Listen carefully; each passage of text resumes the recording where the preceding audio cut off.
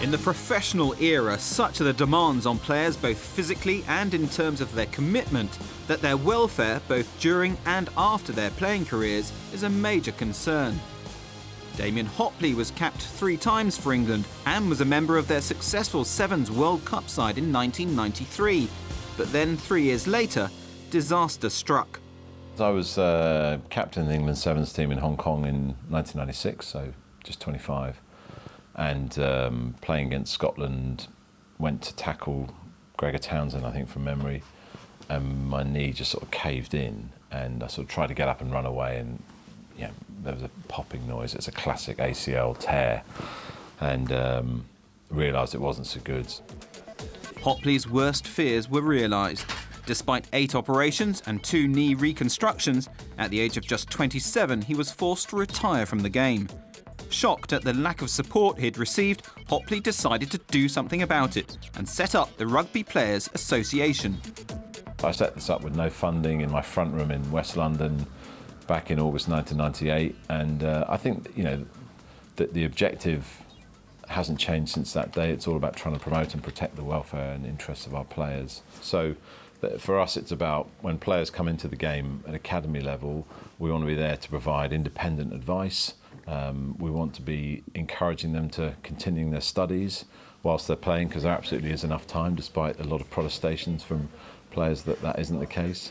But also make sure players take responsibility for their own careers, because there are a number of players, I think, move into a professional sports environment and they become quite institutionalised. A lot of things are done for them.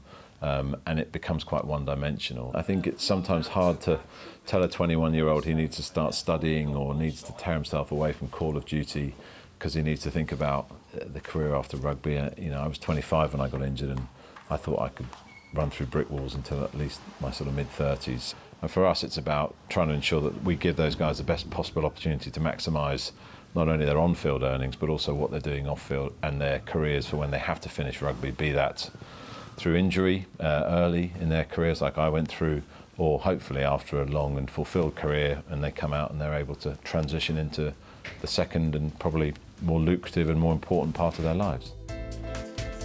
To keep up with the ever-increasing demands on players, the RPA set up the Player Development Programme. Our work involves going into the clubs every single week, so I split my time between Wasps and Quins, sitting down with players to create individual development plans, which will inform us around the kind of support and plans that players have. So the support we can provide to players effectively and open up access to opportunities, be it in terms of welfare support or maybe career aspirations beyond rugby.